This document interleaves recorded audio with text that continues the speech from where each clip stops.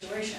As I thought about opening remarks for this Speak Out, I was taken back to some advice my mother gave me when I was 15 years old. We were having an altercation of sorts, and during this altercation, my mother looked me straight in the eye and she said, "Carol, remember this, that half the truth is worse than a whole lie."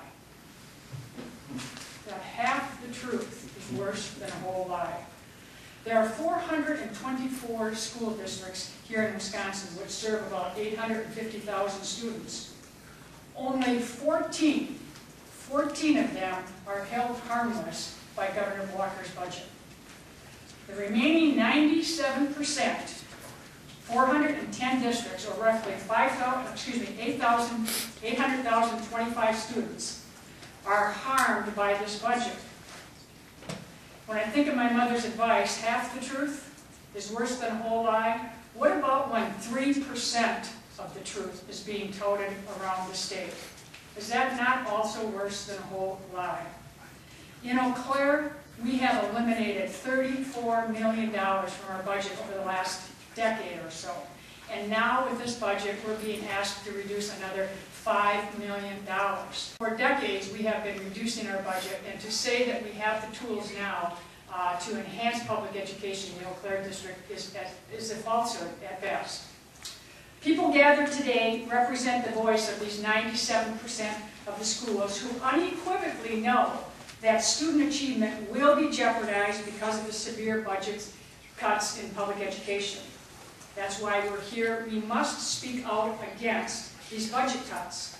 I really believe it is disingenuous to say that the budget gives school boards tools to enhance education, when in reality it jeopardizes the opportunity to learn for 97% of the students.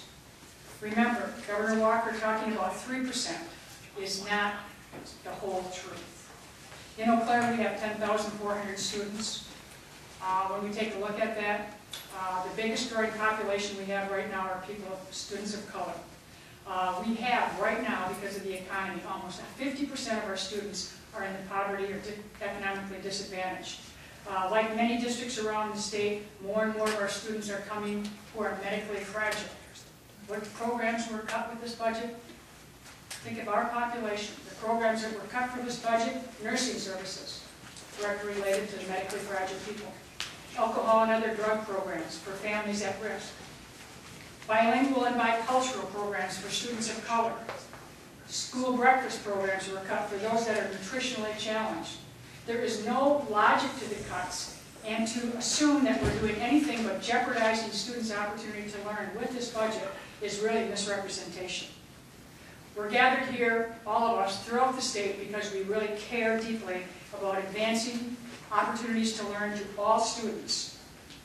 School board members and district administrators have a moral obligation, I believe, to disclose the reality for 97% of the students, 825,000 students, whose opportunity to learn will be jeopardized.